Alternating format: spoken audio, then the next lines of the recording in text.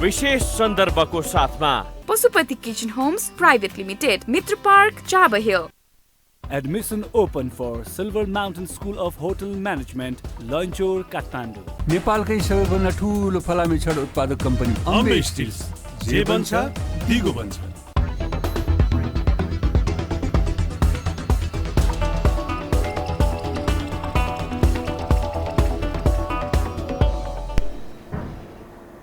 आदरणीय दर्शकवृन्द नमस्कार, म विक्रम श्रेष्ठ। विशेष सन्दर्भमा यहाँलाई हार्दिक स्वागत छ। हिजो सत्ताधारी दल नेकपा एमालेका अध्यक्ष केपी शर्मा ओलीले आफ्ना माधव नेपाल नेता र भीम रावल दुईजनालाई कारबाही गरेको सूचना बाहिर आयो र त्यो सूचना अनुसार अब 6 महिना उहाँ पार्टीको कारबाहीमा पर्नुभएको छ दुई नेताहरू र लगत्तै उहाँहरूले प्रतिक्रिया जनाउनु भयो कि नेकपा एमालेको अध्यक्ष केपी शर्मा ओली जो भनिरहनु भएको छ उहाँ आफै नेकपा एमाले होइन र उहाँले गरेको यो कारबाही यो काल्पनिक हो र यो अस्वीकार्य छ, ठाडो रूपमा अस्वीकार गर्दछु भनेर प्रतिक्रिया जनाइसक्नु भएको छ। यद्यपि यो विषय नेकपा एमाले भित्र पार्टी विभाजन, विशेष गरी नेकपा विभाजन भइसकेपछिको परिस्थितिबाट उत्पन्न भएको विषयहरूसँग यो प्रत्यक्ष मेल खान्छ अथवा जोडिएको विषयहरू हो। अब नेकपा एमाले भित्रको गतिविधि, अन्तर्विरोध अथवा सङ्घर्ष कहाँसम्म पुग्छ, यी लगायत आज मात्रै नेकपा माओवादी केन्द्रका अध्यक्ष पुष्पकमल दाहाल प्रचण्ड जो आजकल यो राजनैतिक गतिविधि उथलपुथलता सिर्जना भएको छ यसको केन्द्र पनि हो, उहाँले सर्वोच्च अदालतमा गएर पार्टी जो नेकपा थियो यो पुनः कायम होस्, पुनरावलोकन गरियोस् भनेर निवेदन दर्ता गर्नुभएको छ। अबको राजनैतिक कोर्स कसरी अगाडि बढ्छ भन्ने विषयमा कुराकानी गर्दैछौँ। आज हामीसँग हुनुहुन्छ राजनैतिक विश्लेषक डाक्टर विष्णु दाहाल। डाक्टर साहब, यहाँलाई स्वागत छ। धन्यवाद। आज मात्र माओवादी केन्द्रका अध्यक्ष पुष्पकमल दाहाल प्रचण्डले सर्वोच्च अदालतमा गएर नेकपा जो यसको विभाजन गरियो, सर्वोच्च अदालतको फैसला आयो, यो एकचोटि पुनरावलोकन गरियोस् भनेर त्यो फैसला भएको लामो समयपछि पर्खेर हेरेर गरेर अथवा उहाँले धेरै सोच विचार गरेर निवेदन दर्ता गराउनु भएको हुनसक्छ र नेकपाभित्रको यो घर झगडा जे चलिरहेको छ यो एक आपसमा कतिको मेल खान्छ?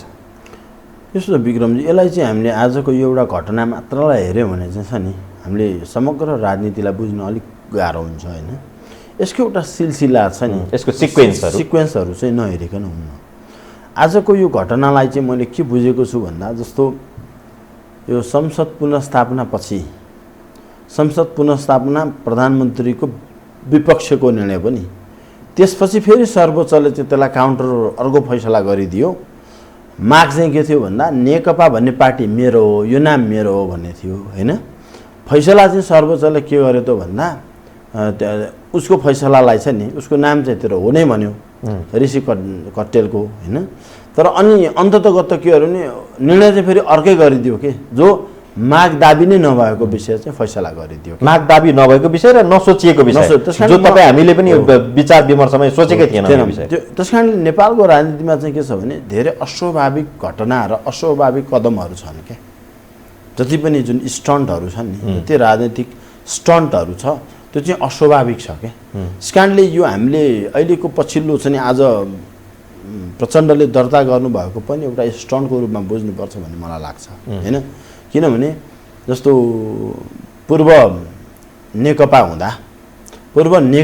चाहिँ के थियो भने माधव नेपाल प्रचण्ड समूहहरूमा चाहिँ शम्भु थापा छ नि, अधिवक्ताहरू लगायतकाहरूको ठुलो एउटा संसद पुनर्स्थापनाको लागि र अहिले पछिल्लो जुन अदालतको फैसलापछि जुन एमाले र माओवादी जुन छुट्याइदियो नि, त्यसपछिको धेरै संश्लेषण भन्छु म चाहिँ होइन। त्यसपछिको यो एउटा स्टेप हो एउटा चाहिँ होइन। किन मागै नगरेका कुरा अदालतले बोल्नु कति आवश्यक कति अनावश्यक त्यो अदालतको छ नि कार्यक्षेत्रभित्रको कुरा हो। जस्तो एउटा यो यसले पनि अर्को स्टन्ट गर्छ कि भन्ने एउटा देख्छु। र अन्ततगत यो माधव नेपाल र अहिले हाम्रो भीम रावललाई गरेको कारबाही चाहिँ के हो भने यो पनि अब पार्टीको चाहिँ धेरै घटनाहरूको अस्वाभाविक कदमहरूको सिलसिलाको यो एउटा अर्को अस्वाभाविक कदम हो भन्ने मलाई लाग्छ होइन। किन उहाँहरूले मानिरहनु भएको छैन कि प्रधानमन्त्री केपी ओली नै अहिले हामीले कारबाही गरे भन्ने छ त्यहाँभित्र भनेको। अब म के देख्छु भन्दा यो एकदम यो अस्वाभाविक घटनाक्रमले अर्को अस्वाभाविक परिणाम ल्याउनका लागि यो वातावरण तयार भइरहेको हो कि भन्ने चाहिँ बुझ्न सकिन्छ। भनेको एकपछि अस्वाभाविक घटनाहरू आइराखेको छ जो हामीले विचार विमर्श आकलन गरे भन्दा बिल्कुल फरक परिधिबाट अगाडि बढेको छ। अब फेरि त्यस्तो केही अस्वाभाविक हुँदैछ। यो अहिलेको अगाडिको अस्वाभाविक कदमहरू जति थिए नि त, अस्वाभाविक घटनाहरूको सिलसिलालाई हामीले हेर्दाखेरि त्यसको स्टडी गर्दा चाहिँ अब फेरि अस्वाभाविक घटनाहरूको एउटा फेयर यस्तै आउँछ भन्ने यो वातावरण बन्नका लागि चाहिँ नि अस्वाभाविक कदमहरू देख्छु कि म। के हो त्यो अस्वाभाविक कदम भनेको के हुनसक्छ अप्सनको रूपमा? अब हामीले सम्भावनाका कुराहरू हेर्दा विक्रमजी के देखिन्छ भने अब हामीले हेरौँ न, यो माधव नेपालहरूलाई चाहिँ एउटा कारबाही गरियो नि त, एउटा 6 महिनाको लागि कारबाही गरियो भनेको त्यसले के देखाउँछ भने एउटा नेपालीमा उखान छ क्या, यो समुद्रमा बस्ने गोहीसँग नि खोज्ने भनेको कुरो अस्वाभाविक हो नि होइन। भनेको एउटै पार्टीमा बस्ने अनि एउटाले अर्कालाई चाहिँ छ नि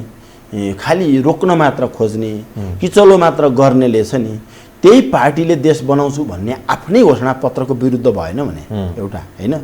र पार्टी एकता कायम गर्छु पनि भन्ने होइन, अनि गुटको बैठकमा अत्याधिक रूपमा चाहिँ अर्को गुटको चाहिँ चरम कुरा काट्ने के होइन, त्यो पनि अस्वाभाविक हो नि। यसमा चाहिँ हाम्रो दुवैले मैले एउटा पक्षकोमा भनिरहेको छैन, दुवै पक्षले त्यो अस्वाभाविक घटनाहरू हुन् क्या यी होइन। अनि यसले के ल्याउँछ भन्दा नि एक अर्कामा चाहिँ तिक्तता ल्याउँछ र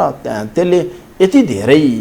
भाइचारा र सामान्य नागरिक जतिको पनि व्यवहार नहुने भएपछि त्यसले फेरि अस्वाभाविक कदमका लागि चाहिँ वातावरण बनाउँछ भन्ने चाहिँ मेरो भनाइ होइन हो। मैले तपाईँलाई सोधेको चाहिँ त्यो अस्वाभाविक परिणामहरू के हुन सक्छ? अब यसो हुनसक्छ जस्तो प्रधानमन्त्रीलाई के छ भने यति बेला माधव नेपालहरूलाई जुन कारबाही गरेकोलाई प्रतिक्रिया आउँछ नि त, देशभरि नै के हुन्छ एउटा समानान्तर कमिटी बन्छ होइन। भनेको माधव नेपाल समूहहरूलाई छुट्टिनका लागि त आखिर अध्यादेश चाहिन्छ। अब संसदमा हुँदा कि हामीले संशोधन कानुन बनाउनु पर्यो दल सम्बन्धी होइन, संशोधनका लागि चाहिँ कानुन बनाउँदै जानु पर्यो, नभएदेखि यदि संसद नभएको बेला हामी अध्यादेश जारी गर्नु पर्यो। अध्यादेश ल्याउने डाडु पनि चाहिँ फेरि त्यसमा प्रधानमन्त्रीले चाहिँ जस्तो माधव नेपालहरूलाई सिधै कारबाही गर्नुको कुरा के हो भने तिमीहरू प्यारल कमिटी बनाउँदै जाऊ, तसर्थ त्यसलाई अब भोलि त आफ्नो अस्तित्वकै लडाइँ हुनसक्छ, पार्टीभित्रै रहन्छु भन्नु जुन कुरा चाहिँ अस्वाभाविक अर्को पनि हो। जस्तो प्रचण्ड माधव नेपाल झलनाथ समूहहरूको प्रधानमन्त्रीसँगको जुन यति तिक्तता थियो नि, पार्टी चाहिँ पूर्व एमाले बिउतिने बित्तिकै फरक धार फरक समूह फरक पार्टी बन्छन् भन्ने एउटा एक्सपेक्टेसन थियो। फेरि अर्को अस्वाभाविक के भने त्यही पार्टीभित्र रहेर चाहिँ सरकारलाई सघाउने र पार्टी एकता बलियो बनाउने भनेपछि त्यो फेरि अस्वाभाविक भयो नि त। त्यसैले गर्दा फेरि के भयो त भन्दा समानान्तर समिति गठनको लागि चाहिँ अहिलेको पछिल्लो होमवर्क भयो। त्यसले के हुन्छ समानान्तर समिति गठन भएपछि तल्लो तबकासम्म के हुन्छ चिरा पर्छ, चिरा परेपछि पार्टी फुटाउन त्यो त एउटा राजनीतिक चरित्रभित्र पर्यो होला। मैले तपाईँसँग जान खोजेको चाहिँ अध्यादेश जारी गर्ने अधिकार त प्रधानमन्त्रीसँग छ, सब यसको सम्पूर्ण डाडु पनि त उहाँसँगै छ। यति बेला अध्यादेश चाहिएको छ माधव पक्षलाई, उहाँले चाहेर पनि अध्यादेश आउनेवाला छैन। तर केपी शर्मा ओलीले आफूलाई संसदमा कमजोर हुने गरेर पार्टी फुटेर गए जाओ भनेर सांसदहरूको अङ्कगणित कमजोर हुने गरेर उहाँले अध्यादेश त जारी गर्नुहुन्न होला। यसो छ नि त, मूल कुरो के छ भने हेर्नुहोस्, अन्ततगत प्रधानमन्त्रीको बाटो चाहिँ के हो भने नि त्यो अस्वाभाविक बाटो अहिले भन्नैपर्छ। त्यो के हो भन्दा सकेसम्म आफूले सत्ता नछोड्ने, आफूले छोड्नु पर्यो भने त्यसको सबै कसरतहरू गर्ने। त्यो कसरत के पनि हुनसक्छ भने सङ्कटकालसम्मको कोसिस हो। र प्रधानमन्त्री त चाहिरहनु भएको छ कि चुनाव निर्वाचन, त्यो त प्रश्न छ नि, संसद विघटनै त्यसको एउटा घटना हो। त्यसलाई अदालतले उल्टाएपछि चाहिँ के छ भन्दा फेरि विघटनको लागि चाहिँ माहौलको लागि के छ भन्दा पार्टीभित्र कचिङ्गल भएपछि त एमाले भए पनि माओवादी नै भए पनि के हुन्छ अन्तर्कलहले त के हुन्छ। हाम्रो पनि हेर्नु न, यो साइन्सको विज्ञानको सिद्धान्तले पदार्थहरूको बिचमा के हुन्छ संयोजन रहेछ नि, संयोजन गर्नुभन्दा पनि त्यसलाई विग्रह गर्दै जानु फिसन भन्छौँ कि हामी। टुक्राउँदै जानुले के ल्याउँछ भन्दा शक्ति चाहिँ सानो अंशमा बाँडेपछि त त्यो भित्रको एउटा ठुलो शक्ति चाहिँ सबभन्दा बलियो शक्ति हुनसक्छ होइन। त्यसर्थ प्रधानमन्त्रीलाई सहज के छ भने निर्वाचनमा जानका लागि पनि के छ भने बहुमत छ, सरकार अहिले जस्तो प्रचण्डले चाहिँ समर्थन फिर्ता लिनुपर्छ अथवा त्यो त एउटा विकल्प होला नि त। माधव नेपाल समूहले पनि त फ्लोर क्रस गर्यो भने त सजिलो हुनसक्छ नि त। भने त्यसको लागि चाहिँ अस्वाभाविक बाटो भनेको के हो त भन्दा थाहा छ, प्रधानमन्त्रीलाई थाहा छ माधव नेपाल समूहहरूलाई समानान्तर कमिटी गठन गरिरहेका छन्। अब कारबाहीको सिलसिला त खालि यहाँ केन्द्रमा मात्र होइन, अर्का खाँचीबाट सुरु पनि भयो। उनको त्यसलाई तलसम्मै कारबाहीको सुरु गरिसकेपछि एकै ठाउँमा बसेर एउटै पार्टीभित्र रहने तर फरक र समानान्तर समिति चलाउनु भनेको के हुन्छ, पार्टी फुटाउँ भन्नलाई दुवै पक्ष तयार हुने वातावरण बन्दैछ भन्ने चाहिँ यसले अस्वाभाविक कदम। त्यसो भए माओवादी केन्द्रले अहिले जसरी प्रधानमन्त्रीलाई समर्थन गरिराखेको छ त्यो समर्थन फिर्ता लिने यतातिर र अर्कोतिर एमाले भित्र माधव पक्षहरू फ्लोर क्रस गरेर संसद दलको नेताको निर्देशन विपरीत गएर सरकार ढाल्ने परिस्थिति बन्छ। यसो छ, अब यसलाई यसरी हेरौँ है विक्रमजी, प्रचण्डले कहिले त्यो समर्थन फिर्ता लिनुहुन्छ भन्दा जुन बेला एमाले भित्र माधव नेपाल समूह लगायतकाले छ नि त्यो फ्लोर क्रस गर्ने र प्रधानमन्त्रीलाई असहयोग गर्ने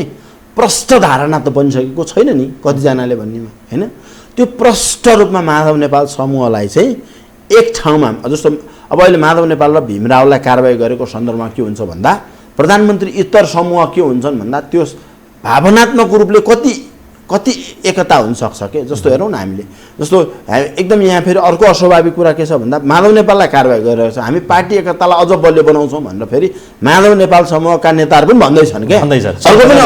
अर्को पनि अस्वाभाविक कुरा छ कि यसले गर्दा के छ भने यो त्यो त राजनीतिक वचन होला, होइन विरोधाभासपूर्ण। जस्तो एक त कम्युनिस्ट फिलोसफी आफैमा पनि विरोधाभास छ होइन। त्यो विरोधाभासपूर्ण कुरालाई चाहिँ छुटिन चाहेको हो कि एक ठाउँमा रहन चाहेको भने त पिपुललाई जो शक्ति छुटिन चाहन्छ त्यो सानो हुनसक्छ नि त। अहिलेको हाम्रो मनोविज्ञान चाहिँ के छ भने विक्रमजी, जसले छुटाउन चाहेको त्यो चोइटिएको भन्ने हुन्छ होइन। मूल पार्टी को हो भन्नेमा अहिले खास दुईटा समूहको अन्तर्कलह छ कि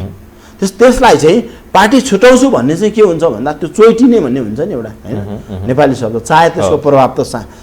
त ठुलो होला होइन। यसले गर्दा के छ भने यसको वातावरण बनाउनका लागि चाहिँ यो के भइरहेछ भन्दा माधव नेपालहरूलाई गरेको कारबाही र अर्को चाहिँ अब जिल्लामा नि यो कारबाहीको सिलसिलाहरू बढ्दै जान्छ क्या। अनि के हुन्छ यताबाट जब त्यो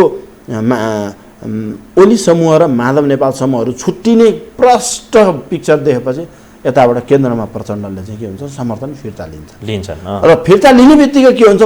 प्रधानमन्त्री त्यही चाहिरहनु भएको छ। किन भन्दा प्रधानमन्त्रीको अन्तर्गत बाटो त संसद विघटनै हो नि।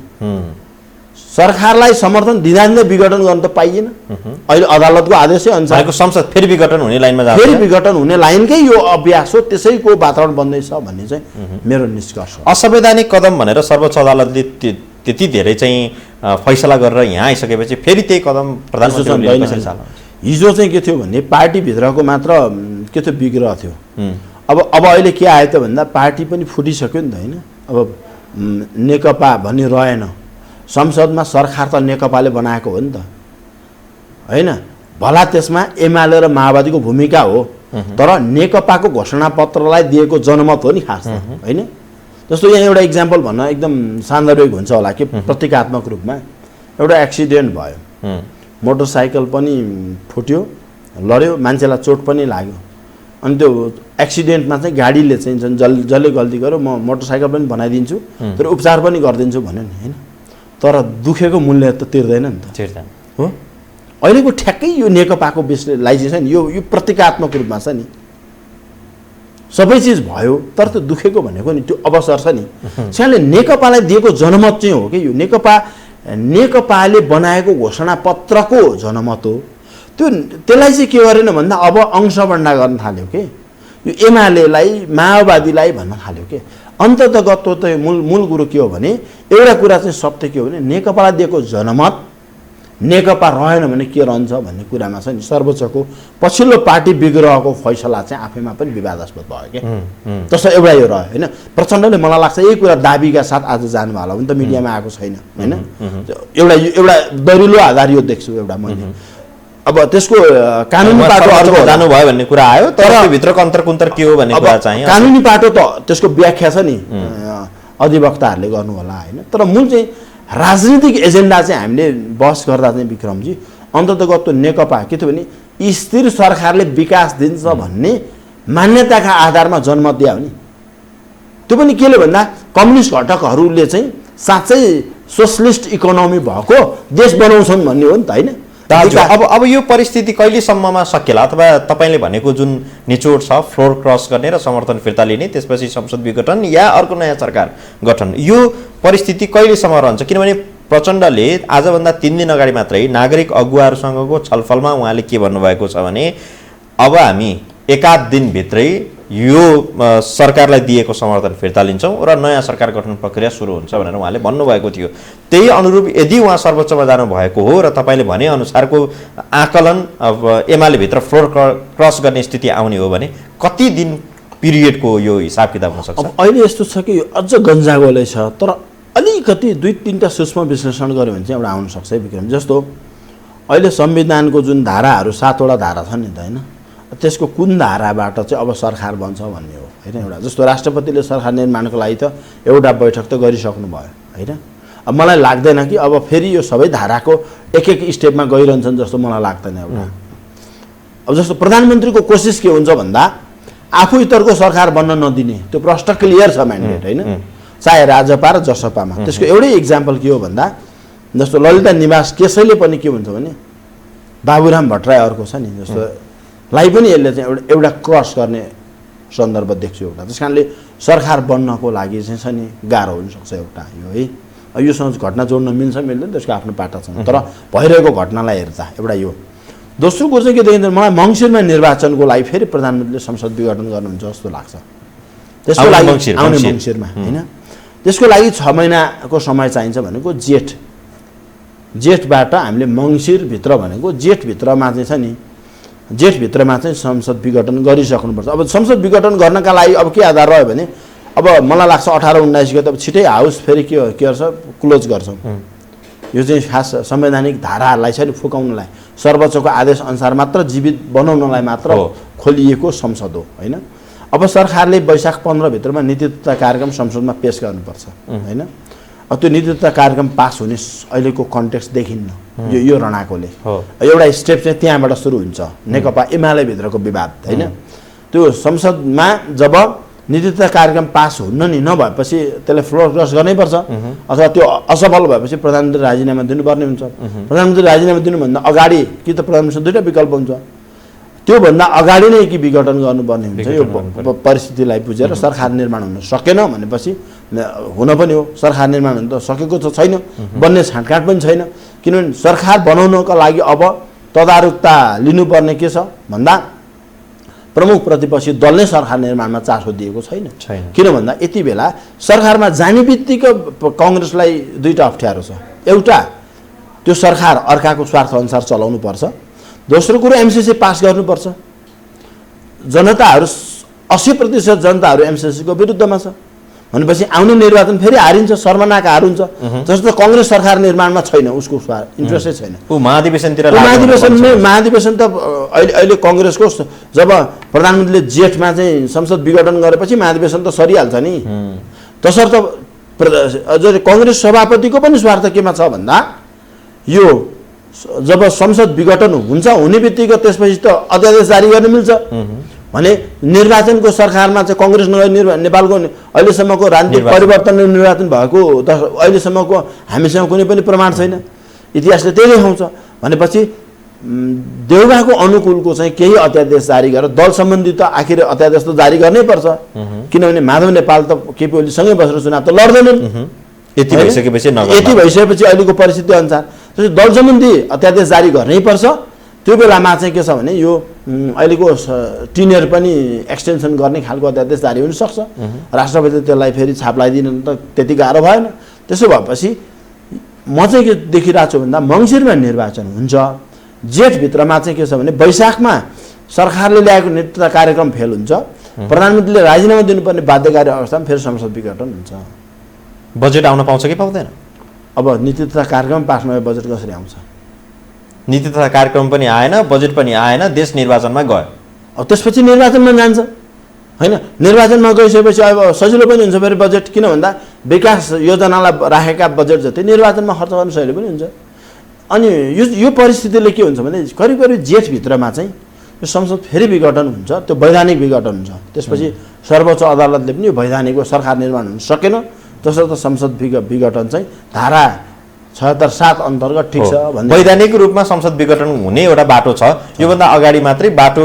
बिराएर गरिएको भएको कारणले स्टेप 1 2 3 4 5 6 गरेर 7 जानुपर्ने जानुपर्ने। प्रधानमन्त्रीले 1 मा नै 0 बाट 7 मा जम्प गरिदिनु भयो। कुरा त्यति हो। त्यसर्थ प्रधानमन्त्रीले विघटनै गर्न नपाउने त होइन, तर 6वटा स्टेप चाहिँ फेलर भएको सन्दर्भमा हो। अब हामीले चाहिँ संसद पुनर्स्थापना भइसकेपछि धेरै जसो यो हामीले छलफलमा देख्छौँ, यो डिस्कोर्स नि धेरै जसो हामी युनिभर्सिटीमा पनि सुनिरहेको हुन्छौँ। अब कसरी विघटन हुन्छ भनेपछि होइन भनेको धारै सबै 7वटा धारा त यो अहिलेको सर्वोच्च अदालतले त व्याख्या भए। अहिले जसरी यो सरकारको समर्थन दिने लिने अथवा नयाँ सरकार गठन गर्ने यो हिसाब किताब अङ्कगणित मिलाउने क्रममा जसपा जसरी अल्मलिरहेको छ नि, अथवा काङ्ग्रेसले इच्छा शक्ति देखाएन नि,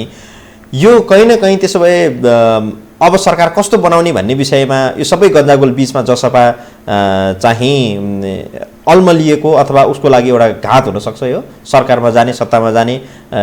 त्यो बाटोबाट उसले अवसर गुमाउने परिस्थिति आउन सक्छ। जस्तो राजनीतिमा नि विक्रमजी डमी भन्ने हुँदो रहेछ क्या, जस्तो डमी प्रधानमन्त्री कति कहिले भित्र राष्ट्रपति भने होइन,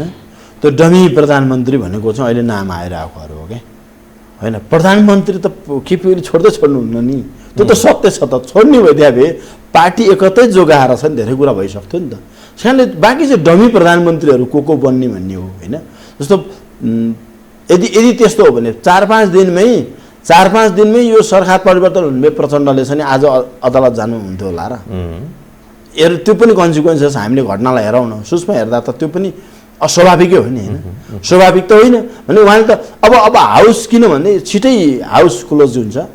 हाउस क्लोज गरेर अब के हुन्छ, अब त फेरि त्यो त अघि बजेट अधिवेशनमा जानुपर्छ, बजेट अधिवेशन जानुपर्छ। अब हाउस क्लोज हुनुभन्दा अगाडि सरकार निर्माण हुनु देखिएन हो, नदेखिएपछि त अब यो फेरि 1 महिनालाई कोर्स त बन्द भयो नि। आज कहिले 16-17 छ भनेपछि वैशाख 15तिरसम्मलाई चाहिँ के हुन्छ भन्दा फेरि सदन त क्लोज हुन्छ।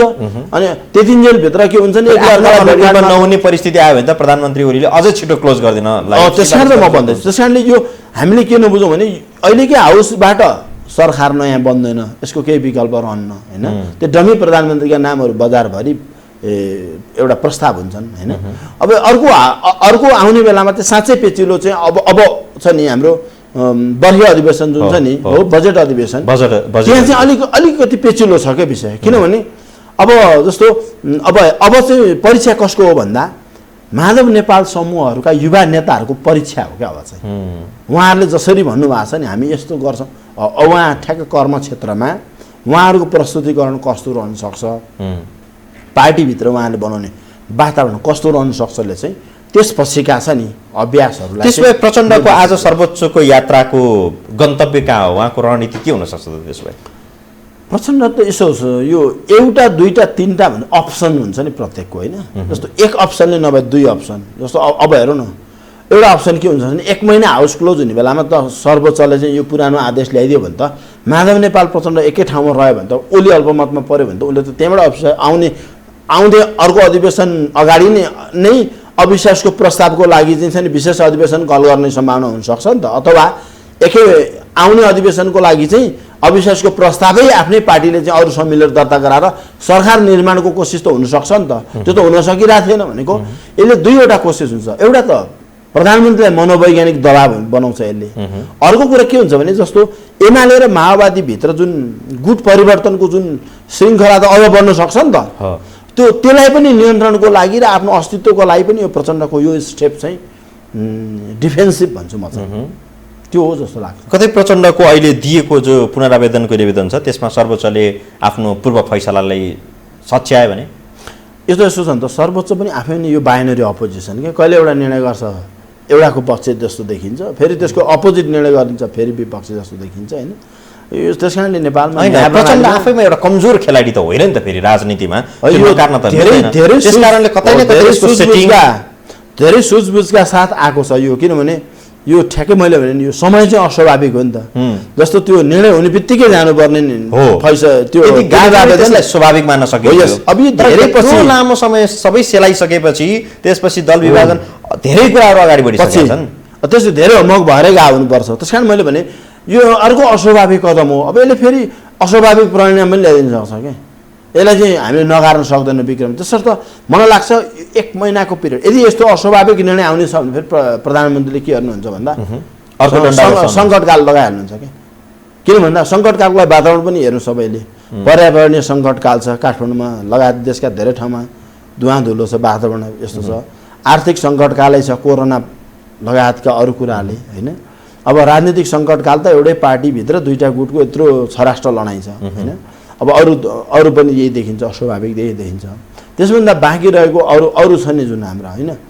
अब कूटनैतिक यी धेरै ठाउँमा सङ्कट तर हामीले जे विषय अङ्गहरूको बारेमा अघि चर्चा गऱ्यौँ ती सबैहरूको विषयमा कुरा गर्दाखेरि चाहिँ प्रधानमन्त्री ओली यति बेला ग्रिन जोनमै हुनुहुन्छ होइन उहाँ कम्फर्टेबल जोनमा हुनुहुन्छ होइन अब किनभने दुईटा निर्णयहरू उहाँसँग सत्ताको शक्ति चाहिँ उहाँसँग छ क्या र नेपालको इतिहासमा मैले पटक भन्दै आएको छु जस्तो हाम्रो शक्तिको आधारहरू भनेको एउटा सैन्य शक्ति हो अर्को आर्थिक शक्ति हो अर्को राजनीतिक कूटनीतिक र नि हो अर्को संस्थागत शक्ति हो नि त्यो सबै अहिले हेर्नुहोस् है हाम्रो सबै प्रधानमन्त्रीसँग छ तसर्थ सेनामा पनि हेर्नुहोस् हामीले है सैन्य शक्ति अन्तिम शक्ति हो नि त होइन त्यो शक्तिमा पनि के छ सेनापति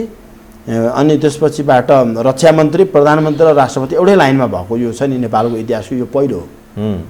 यो किनभने जस्तो ईश्वर पोखरेललाई त्यो रक्षा मन्त्रालयबाट हटाउनु भनेकै के हो त भन्दा यो त्यसको केही प्रतीकात्मक अर्थ छ नि त त्यसैले पनि खोजेनौँ होइन नेपाली सेनालाई म सिधा आँखाले हेर्छु भन्ने प्रधानमन्त्रीको नीति हुनुहुन्छ भन्दा ईश्वर पोखरेलसँग सेनाको इस्यु र त्यो बेलामा धेरै विवादहरू आएको थियो अहिले पनि हेर्नुहोस् सेनाभित्र धेरै कारबाही भइरहेछन् कि यो धेरै कुरा आएको छैन नि होइन कतिपय कारबाहीहरू आइरहेको छैनन् होइन त्यो कारबाही भनेको त्यो सेनामा पनि के छ भने एउटा लाइनको चेन बनिसक्यो कि तसर्थ सेना जस्तो रक्षा मन्त्री प्रधानमन्त्री र राष्ट्रपति एउटै लाइनमा हुन्छ तसर्थ पनि म भनिरहेको छु कि सङ्कटकालको सम्भावना प्रबल छ भनेर तर सङ्कटकाल किन लगाउने भन्ने हुन्छ नि त दालज्यू अहिले भने नि मैले अब एउटै मात्र अहिले यति बेला त प्रधानमन्त्री कम्फर्टेबल जोनमा हुनुहुन्छ तपाईँ आफैले भन्नुभयो कम्फर्टेबल जोनमा हुँदै सेनालाई प्रयोग गरेर सङ्कटकाल लगाइरहन आवश्यकता नहोला जब सङ्कटकाल आफू प्रधानमन्त्रीमा सङ्कट भयो भने लगाइहाल्नुहुन्छ भन्ने मात्र मेरो कुरा हो त्यसको लागि आफूसँग हतियार सुरक्षित छ भने तयार छ भने अहिलेको घटनाक्रम त्यही देखाउँछ भन्छु किनभने प्रमुख विपक्षी पनि अस्वाभाविक रूपले चुप लागेको छ कि किनभने यो बेलालाई त पोलिटिकली त धेरै उठाउनु पर्ने हो नि तर प्रमुख प्रतिपक्षीले एउटा आङ्कलन त ठिक हो नि प्रमुख प्रतिपक्षीले आफ्नो सरकार बनाउनु भन्दा आखिर नै यो कम्युनिस्ट पार्टी त मिल्ने रहेछ नि त देखियो नि त होइन जस्तो यति बेला चाहिँ कङ्ग्रेसको जुन एसेसमेन्ट छ नि कङ्ग्रेसभित्रको पनि अब फेरि कङ्ग्रेसभित्रको प्रतिपक्षी चाहिँ फेरि अर्कै छ यहाँ त के छ भने कङ्ग्रेसभित्रको प्रतिपक्षीहरू चाहिँ फेरि अहिलेको सत्ता पक्षको प्रतिपक्ष जस्तो देखिन्छ होइन अनि फेरि के छ कङ्ग्रेसभित्रको संस्थापन पक्ष चाहिँ सरकारको सत्ताधारी दल जस्तो अलायन्स दुईटाले चुनाव चाहन्छन् अरू बाँकी चुनाव चाहन्छन् के अस्वाभाविक छ नि त यो कुरो होइन किनभने निर्वाचन फेस गर्नलाई यति बेला प्रधानमन्त्रीको समूह र कङ्ग्रेसको चाहिँ संस्था कङ्ग्रेसको संस्थापन पक्ष यति धेरै अस्वाभाविक रूपमा शान्त रहनु अथवा साङ्केतिक रूपमा सरकारलाई समर्थनै गरिरहनु प्रधानमन्त्री लिउ भन्दाखेरि पनि हातमै दिन जाँदाखेरि पनि हात बाँधेर बस्नुपर्ने परिस्थिति किन छ ऊ के चाहन्छ यसो थियो नि त जस्तो लिउ भन्ने मुखले पनि त्यो वातावरण बनिसकेको थिएन भनेर पटक किन भन्दा हेर्नुहोस् हो रहेछ नि त फ्लोर क्रस गरेर कारबाही गर्ने रहेछ होइन भनेको प्रधानमन्त्रीमै निहित रहेछ नि त धेरै शक्ति त पार्टी सभापति पनि निहित रहेछ भनेपछि त्यो सम्भावनै रहन्छ नि त त्यो त अहिले मैले भनेको डमी प्रधानमन्त्रीको रूपमा किन दर्ज हुने भनेर अस्वाभाविक रूपले चुप लागेको देखियो नि त विक्रम त्यसो हुनाले यो पछिल्लो परिस्थिति चाहिँ एकदम यो राजनीतिको चुरो कुरो चाहिँ कहाँ अड्केको छ भन्दा प्रधानमन्त्री र विपक्षी दलको नेताको आसपासमै छ राजनीति त्यसैले ड्राइभ गर्छ भन्ने म चाहिँ देख्छु ओली र देउबाको पेरिफेरीमा समन्वयमै बास अरू बाँकी सेटेलाइट हुन् भन्छु कि त्यो केन्द्र चाहिँ उनीहरूभित्रै छ म चाहिँ त्यो देख्छु अब अर्को कुरा के छ भने मधेसवादी दल हेर्नु अर्को पनि हामीले हेर्नु अस्वाभाविक कदमहरू के छ भने प्रचण्डको सरकारलाई समर्थन छ तर प्रचण्डको सँग अस्वाभाविक रूपले चाहिँ छ नि विद्रोह गरेर हिँडेको विप्लव फेरि प्रधानमन्त्रीसँग वार्ता गरेर उहाँसँग नजिक हुन्छ होइन बालबाटाहरू उहाँको आउन जान धेरै बढिरहेको एक प्रकारले भनौँ उहाँहरूको राजनीतिक कोर्स नै अलिक फरक ढङ्गबाट पहिलेदेखि नै थियो आइरहेछ त्यसलाई त्यति धेरै अस्वाभाविक मान्न त नसकिएला तै पनि हेर्नु अहिले पछिल्लो घटनामा चाहिँ के छ भने यति अस्वाभाविक रूपले चाहिँ यो विप्लवले छ नि सार्वजनिक भयो नि यो जुन कोर्स छ नि वार्ता नै एकै दिन 2 दिनभित्रमै टुङ्ग्याएर के हो अरू त्यो तर वार्ता जति छिटो जति धेरै तातिएर त्यो वार्ता सफल भयो उहाँ सार्वजनिक हुनुभयो त्यति धेरै चिसिने सम्भावना पनि बढ्दै गयो जस्तो देखिन्छ है उहाँको हतियारको कुरा अथवा उहाँको कार्यकर्ता नेताहरू जो रिहाई गर्ने भन्ने थियो त्यसको प्रोसेस सुरु भएको छैन उहाँ अस्ति दबाब दिनलाई फेरि एकचोटि बालुवाटार प्रधानमन्त्री छ विक्रमजी प्रधानमन्त्रीले जब आफ्ना कार्यकर्ता छोड्ने प्रधानमन्त्रीले कार्यकर्ता छोड्ने बित्तिकै प्रचण्डसँग अलायन्स भयो भने भोलि आफूलाई घातक हुनसक्छ भन्नेका खातिर पनि हो नि एउटा यो अर्को फेरि मधेसमा राजपा र जसपा चाहिँ दैनिक एक दिन एकपटक बालुवाटार वार्ताको लागि गइरहेछन् तर त्यसैको काउन्टर फोर्स सिके रावत के छ त भन्दा प्रधानमन्त्रीसँगै छ कि यो पनि अर्को हाम्रो छ नि जसपा भन्दा बाहिरको एउटा फोर्स बनाउनु होइन सिके रावत हो यो पनि अस्वाभाविक हो कि हामीले हाम्रो राजनीतिमा धेरै अस्वाभाविक तत्त्वहरूलाई चाहिँ छ नि एकत्रित गरेर चाहिँ अहिले राखिरहेको एउटै शक्ति हो त्यो के हो भन्दा प्रधानमन्त्री र प्रमुख प्रतिपक्षी दलको नेता भन्ने मलाई लाग्छ त्यसो हुँदा अस्वाभाविक परिणाम जुनै दिन पनि आउन सक्छ भन्ने स्वाभाविक रूपमा हेर्ने हो भने चाहिँ सत्तासँग सबैभन्दा बढी टाढा रहनुपर्ने चाहिँ यिनै दुई शक्ति हो होइन सिके राउत समूह हो अथवा विप्लव समूह त्यो चाहिँ नजिक छन् उनी नजिक छन् राज्य उनीहरू त व्यवस्थाकै विकल्प खोजिरहेछन् नि त सरकारको होइन अरू त सरकारको विकल्प खोजिरहेछन् उनीहरू त व्यवस्थाकै विकल्प खोज्यो भने त यो सबैसँग टाढा हुनुपर्ने हो नि तर के छ ठिक छ तपाईँले भन्नुभयो ओली र देउबाको समन्वयमै यो राजनीतिक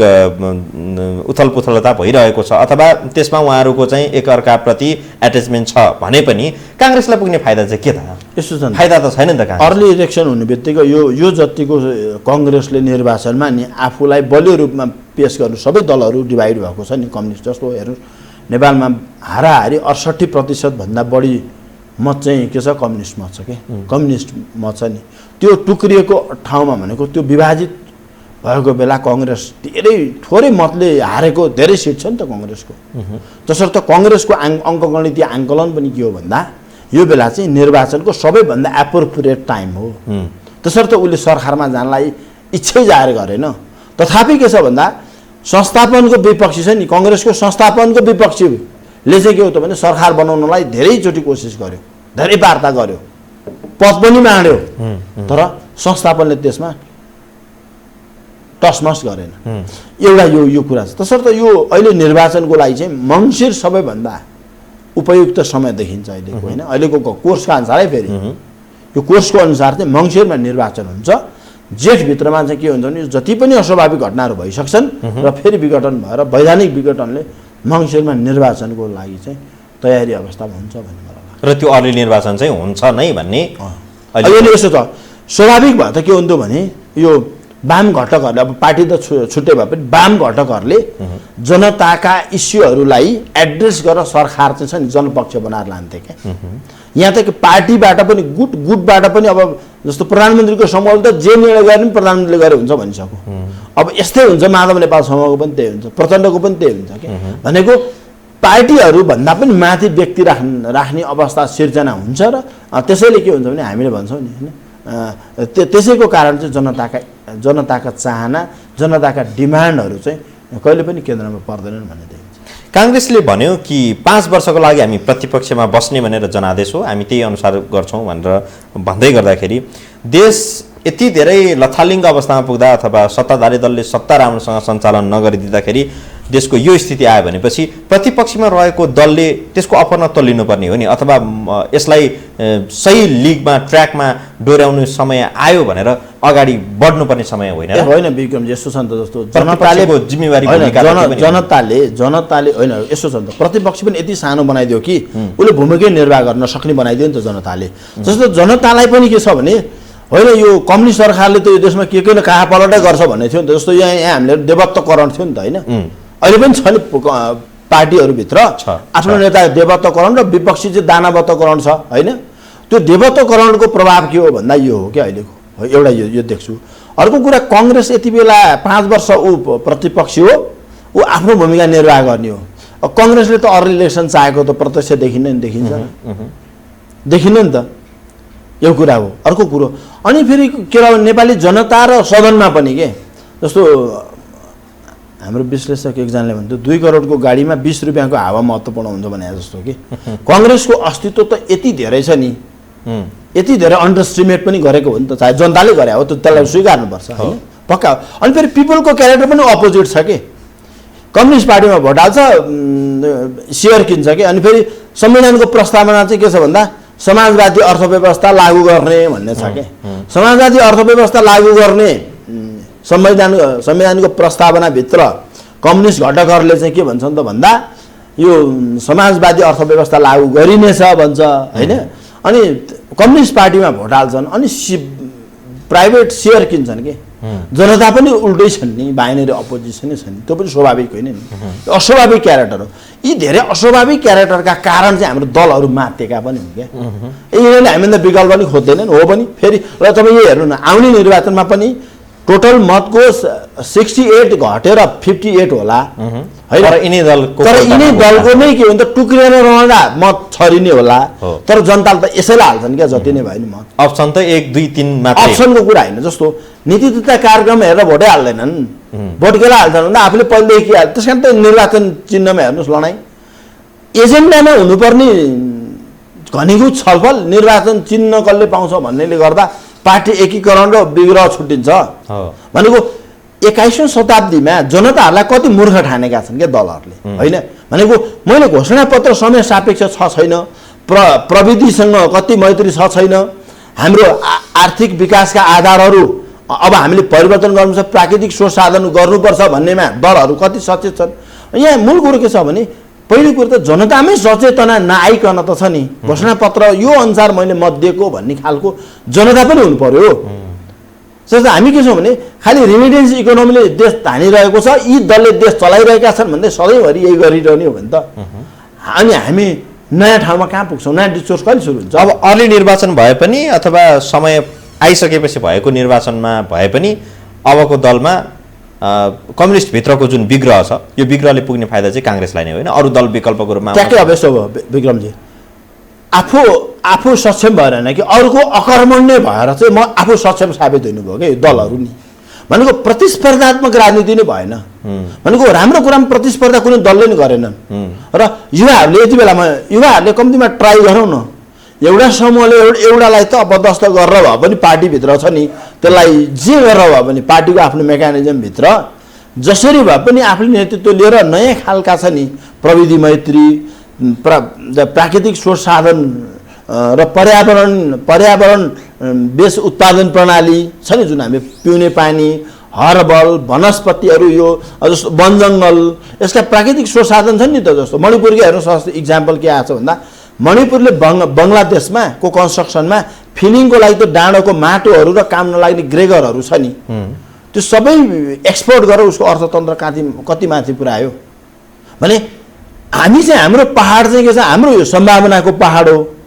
माथि यति धेरै रिभरहरूलाई रोकेर चाहिँ रिजर्भ अफ द रिभर बनाएर त्यो पानीलाई चाहिँ खालि जलविद्युतमा मात्र हेरेर पिउने पानी लगायतका यसको धेरै खालका उपयोगितामा नहेर्ने, अनि हामी एउटै कुरा पुरानै दललाई मत हाल्ने, पुरानै चिन्ह खोज्ने, पुरानै एजेन्डा दलले पनि त्यही दिने, अनि जनताहरू सधैँ हालिरहने अनि कराइ पनि रहने। फेरि त्यसको अर्को फ्याक्टर यो पनि हुनसक्छ नि त, ती दलहरूलाई काउन्टर दिने गरेर अरू दलको जन्म हुन सकेन अथवा विकास हुन सकेन। जन्म त भयो तर विकास हुन सकेन। यस्तो छ नि त, र त्यो दलको कार्यकर्ताहरू तलै तबकादेखि के छ त भन्दा धेरै दल हुँदा पनि त हामीले अभ्यास हेऱ्यौँ होइन। अनि दल स्थिरता भनेको राजनीतिक स्थिरता, आर्थिक स्थिरता खोज्ने हो भने त राजनीतिक स्थिरता सुता आउँदो रहेछ नि त होइन। अनि जनताले कर छल्न पायो भने, नेताहरूले भ्रष्टाचार गर्न पायो भने होइन, अनि बाँकी रहेको त को जिम्मेवार हुने त भने हामीले आफ्नै तबकादेखि पहिले आफूबाट सुरु गर्नु पर्यो नि। आफूबाट सुरु गर्दै जाने हो भने त विक्रमजी सबै सुध्रियो भने त कसका लागि गर्नु पर्यो र भ्रष्टाचार होइन। यो प्राकृतिक स्रोत साधन बेच्ने नै हो भने नेपालमा जन्मिने बच्चाको प्रति व्यक्ति आयमा उसको नाम दर्ता हुन्छ भने त्यो सम्मको अवसर चाहिँ हामी छोड्ने। अनि जस्तो मेलम्ची हेर्नुहोस्, जम्मा चाहिँ 2 अरबबाट सुरु भएको प्रोजेक्ट 6 खरबमा लानु पर्यो होइन त होइन भनेको सम्भावना हेर्नुहोस् न। भने यदि त्यसलाई चाहिँ यति छिटो 2 देखि 5 वर्षमा कम्प्लिट गर्ने प्रोजेक्टलाई 5 वर्षमा गरेको भए त्यति धेरै हाम्रो भेरिएसन अर्डरको पोलिसी बनाउँदै कमिसन खाइरहनु पर्थ्यो होला र यति धेरै अव्यवस्था र यति धेरै भ्रष्टाचार बढ्थ्यो होला र त्यो कस्टले त कतिवटा प्रोजेक्ट लन्च हुन्थ्यो होला होइन त्यो कुरामा हामीले न जनता सोच्ने न ब्युरोक्रेट्सले त दुवैलाई घुमाइरहेछ कि त्यसर्थ अनि जस्तो दलहरूले पनि कतिपय कुरा प्रशासनका कुरा बुझेका छैनन् ती कुराहरू चाहिँ जनताहरूले पनि त्यसमा फिडब्याक दिएका छैनन् यी कुराहरू चाहिँ हामीले कहिले पनि विकासका जुन आधारहरू छन् नि हामी के भन्छौँ एडिबी र वर्ल्ड ब्याङ्कले लोन लिएर विकास गर्छौँ भन्छौँ हाम्रो प्राकृतिक संसाधन त्यसै खेर गइरहेको छ पिउने पानी थुनेर चाहिँ कम्तीमा हामीले भारतसँग चाहिँ इरिगेसनलाई बेच्ने भए पनि हाम्रो समृद्धिको आधार बन्छ भने पुराना आर्थिक अवयवहरूले अब हाम्रो विकास हुन्न भन्ने कुरामा हाम्रो दलहरूभित्र खोइ होमवर्क भएको खोइ दलले अरूसँग चाहिँ अन्तर्क्रिया गरेको यी खालका कुराहरूमा नगइकन नि यो पुरानै कुरालाई पार्टी कहिले छुटाउने कहिले जुटाउनेले सधैँभरि यो छ नि यो एकले अर्कालाई छ नि एकले अर्कालाई माथि शासन गरिरहने यो खुरापातलाई चाहिँ संस्थागत गरिरहने अब मूल प्रश्नमा आउँ हामी कहाँनिर पुगेका थियौँ भने अब यदि मङ्सिरमा अर्ली निर्वाचन भयो भने त्यसपछि त्यो परिस्थितिमा थियौँ त्यो भयो भने काङ्ग्रेस के निर्वाचनको लागि तयार हुन सक्छ त फागुनमा गर्नुपर्ने उसको महाधिवेशन 14औं महाधिवेशन सर्यो र सरेर कहाँ पुग्यो भन्दाखेरि अब लगभग भदौमा गर्ने भन्ने उसको निर्णय छ मिति ठ्याक्कै तोकिसकेको छैन अब ऊ महाधिवेशन गर्छ कि निर्वाचनको लागि तयार हुन्छ यस्तो छ नि त उसले त अब देशको आम निर्वाचन आएपछि त पहिले निर्वाचनमा भाग लिनु पर्यो होइन पहिलो त तर पार्टी त सङ्कटमा पर्ने हो नि त संवैधानिक सङ्कट त छ त्यो त यस्तो छ नि त त्यसकारण त शेरबहादुर देउबा किन चुप लागेछन् भन्दा त्यो पार्टी सङ्कटको वैधानिकता छ नि जुन पार्टीको वैधानिकताका लागि अध्यादेश जारी गर्नुपर्ने हुन्छ जसको लागि केपी ओलीले मात्र सक्छ नभए त प्रचण्ड यो कुरा त प्रचण्ड र माधव नेपालले पनि बुझेका छन् नि त त्यही बुझेका कारणले त प्रधानमन्त्री बन्न भनेर गएको होइन भने यति बेला त निर्वाचन आम निर्वाचन घोषणा भइहाल्नु पहिले निर्वाचनमा जानुपर्छ त्यसपछि त्यहाँ स्वार्थ दुईजना नेताको मिल्ने भयो ओलीलाई अर्ली निर्वाचन गराउनु छ त्यसको लागि प्रतिपक्षी दललाई पनि तयार पार्नु पर्यो के चाहियो अध्यादेश चाहियो ल ठिक छ अध्यादेश लिऊ पार्टीलाई अगाडि बढाऊ अनि त्यसपछि देउबालाई पनि के स्वार्थ मिल्ने भयो भन्दाखेरि चाहिँ सभापति लम्बिने भइहाल्यो पार्टीलाई पनि पहिलो पार्टी बनाउनु पछिल्लोले त देउबाको हो र माधव नेपालले ओलीलाई रिक्वेस्ट गर्छन् यो अध्यादेश ल्याऊ भनेर किन भन्दा उसलाई पनि त अर्को पार्टी छुट्याएर चुनावमा जानुपर्ने परिस्थिति आयो भने के गर्ने प्रचण्डसँग मिल्नु छ होइन त्यसको माधव नेपालले अनुरोध गर्नुपर्ने दिन आउनसक्छ कृपया पार्टी छुट्याइदेऊ भनेर अहिलेको घटनालाई हेर्दा है फेरि मैले यसलाई फेरि अन्डरस्टिमेट गरेर भनेको होइन परिस्थिति त्यस्तो निर्माण हुन्छ किन Avik is a long journey in politics एक हप्ता नै राजनीतिका लागि काफी हुन्छ किनभने नेपालमा स्वाभाविक भन्दा पनि अधिकांश कुरा अस्वाभाविक भइरहेछन् हामी केमा गर्व गर्छौँ भन्दा एकैचोटि ओजन बढ्यो भने हामी शून्य र मोटाएकोलाई नै हामी मोटो हो भन्नेमा गर्व गर्छौँ कि होइन त्यस कारण हाम्रो आर्थिक त्यस कारण त नेपालीहरू के छ भन्दा के रिमिटेन्सै कमाउनु जाने कि नभए त्यो सट्टेबाजी र सेयरमै धेरै इन्ट्रेस्ट गर्ने हामी प्रोडक्सन इकोनोमीमा कोही इन्ट्रेस्ट गर्दैनौँ किन गर्दैनौँ भन्दा नेपालीहरूको हाम्रो संस्कारै के छ भन्दै अस्वाभाविक कुरा गर्न रुचाउँछ कि किनभने हामी बहादुर हौँ बहादुरहरूले हो नि त अस्वाभाविक कुरा गर्न रुचाउने होइन हामीलाई त्यो मनोविज्ञानले छलफल पनि अहिले के गरिरहेको छ नि त्यो अस्वाभाविक घटनाहरू के हुन सक्छ चर्चा गरिरहेको यहाँ मलाई के लाग्छ भने यी धेरै प्यारामिटर आर्थिक राजनीतिक हाम्रो फेरि हेर्नुहोस् पर्यावरण पनि अस्वाभाविक रूपमा परिवर्तन भइरहन्छ क्या त्यो हामी सबैको स्कुलिङ केमा छ भन्दा अस्वाभाविक छ अस्वाभाविक राजनीति चाहिँ हाम्रो लागि स्वाभाविक कल्चर हो भन्ने मान्ने परिस्थिति निर्माण हुन्छ भन्ने मलाई लाग्छ अब अस्वाभाविक अर्को एउटा घटना के हुनसक्छ भन्ने विषयमा कुरा गरौँ कि माधव नेपाल र प्रचण्डको अहिले जुन खालको समीकरण छ अथवा सामञ्जस्यता छ त्यो कति स्वाभाविक छ त्यो हुन त त्यसमा पनि स्वार्थ त मिलेकै छ स्वार्थकै राजनीति हो अहिले उहाँहरू अब दुईटा पार्टीमा हुन्जेल त अझ मिल्छ होइन जब पार्टी छ नि दुईटा पार्टीबाट एकै ठाउँमा हुने भोलि मानव पार्टी फुट्ला या एकै ठाउँमा हुने भयो भने फेरि पार्टी सत्ता र राज्य सत्ता सेयर गर्ने बेलामा कुरा चाहिँ यही हुन्छ ठ्याक्कै ओली प्रचण्डको यही नै स्वार्थको राजनीति यही हुन्छ किन भन्दा यो उहाँहरूको आफ्नो मनोदशा आफ्नो व्यवहारले होइन रहेछ कि एउटा त बाह्य शक्तिका कारणले बाह्य जस्तो हामी जुन जियो पोलिटिकल सिचुएसनमा छ नि त्यो एउटा कारणले पनि मान्छे मिल्दैन एउटै पार्टीभित्र एउटा दोस्रो कुरो चाहिँ के छ भने पछिल्लो घटनाले जब सत्तामा जाने भएपछि मानिसले छ नि सबै चिज भुलेर भए पनि त्यो जतिसुकै बाचाहरू जतिसुकै कुरा पनि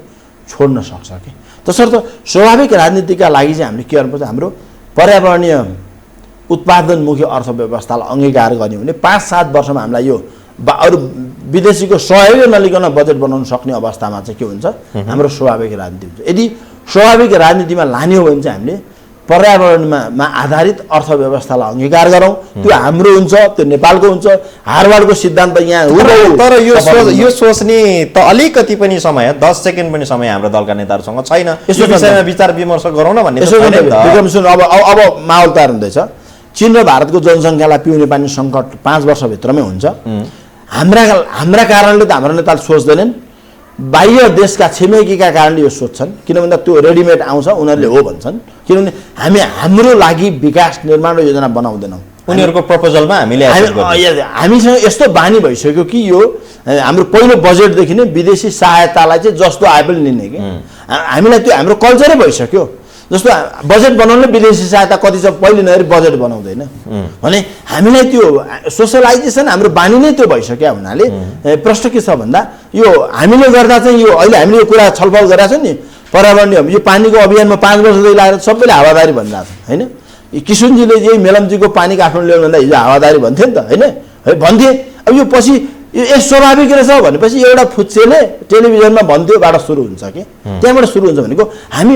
हामी यही खालको छ नि हाम्रो आफ्नो क्षमतालाई चाहिँ हामी एसेस गर्दैनौँ। अरूले त यति क्षमता बान्छस् भने नि ए हो र भनेर हेर्छौँ कि हाम्रो त्यो संस्कारै त्यस्तो विकास भएको कारणले हामीले आफूले आफूलाई हेर्दैनौँ, अरूलाई हेर्छौँ कि। त्यसकारण हामी बिहान उठेदेखि आफ्नो कुरा म आफ्नो क्षमता खोज्दैनौँ, पल्लो घरको छिमेकीले के गर्यो बाट सुरु गर्छौँ नि त। हाम्रो सोसलाइजेसन प्याटर्न नै त्यस्तै छ विक्रम। यो खालि एउटा दलको मात्र समस्या होइन, आम नागरिकको समस्या नै के छ भन्दा म किन उठेँ भन्दा त्यो पल्लो घरकोले मलाई गिज्याउँछ भनेर उठ्छु कि म मेरो कामका लागि भनेर उठ्दिनँ। हाम्रो सामाजिकीकरणको प्याटर्न नै त्यस्तो छ। 6 बजेसम्म सुत्यो भने त लाज हुन्छ भने के त मेरो कामका लागि उठ्ने होइन नि, म कामका लागि तत्परता हुने होइन नि भने छिमेकीका लागि म 6 बजे उठ्छु। अरूको लागि अरूले के विश्लेषण गर्छन् के भनिदिन्छ म यति आर्थिक उपार्जन गर्छु होइन नि। छिमेकीले मैले कामै छैन त यो काम नलाग्ने भन्छ भने म काममा लाग्छु कि भने म त्यसैले हाम्रो आफ्नो गोल छैन क्या। यो चाहिँ खालि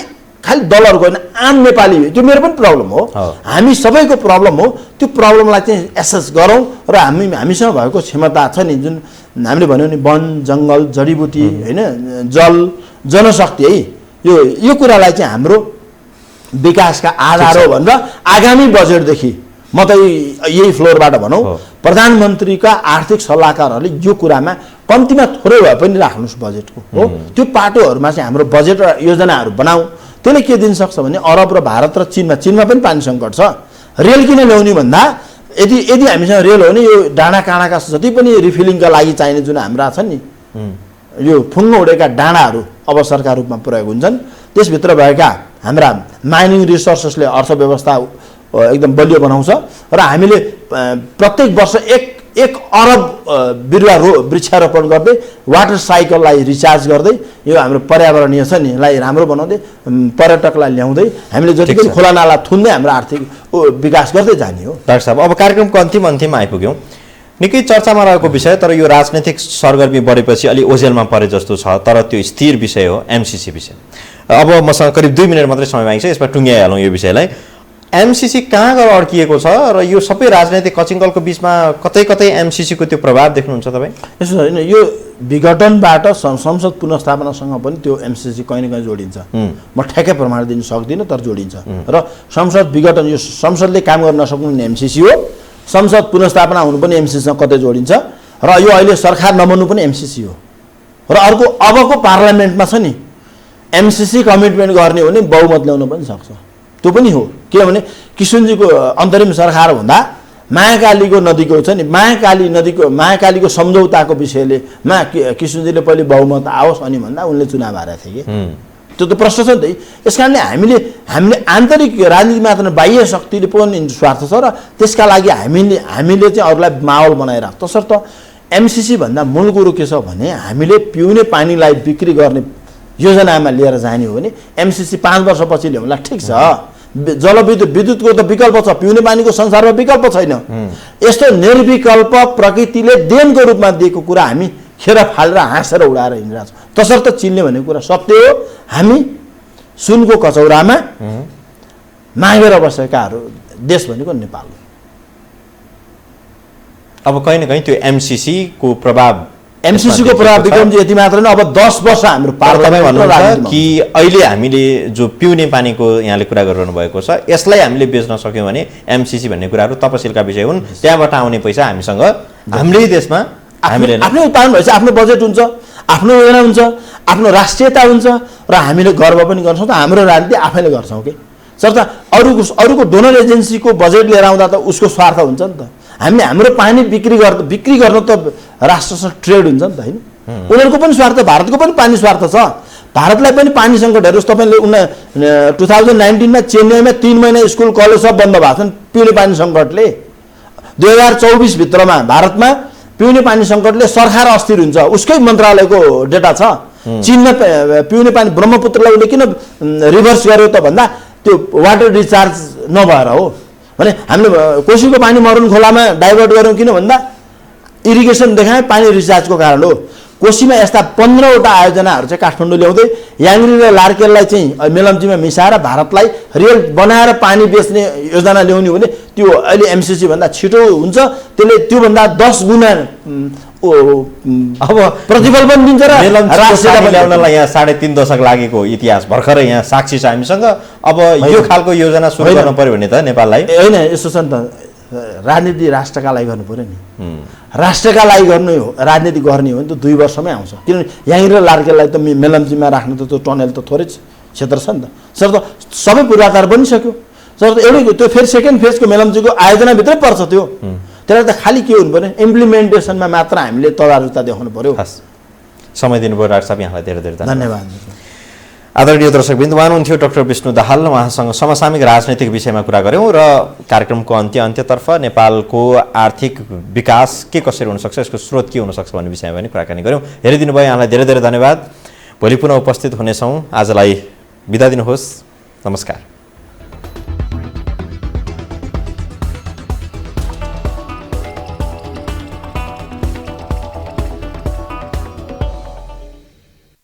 विशेष सन्दर्भको साथमा Pashupati kitchen homes private limited, Mitra Park, Chabahil. Admission open for Silver Mountain School of Hotel Management, Lainchaur, Kathmandu. नेपालकै सबैभन्दा ठुलो फलामे छड उत्पादक कम्पनी अम्बे स्टिल्स, जे बन्छ दिगो बन्छ।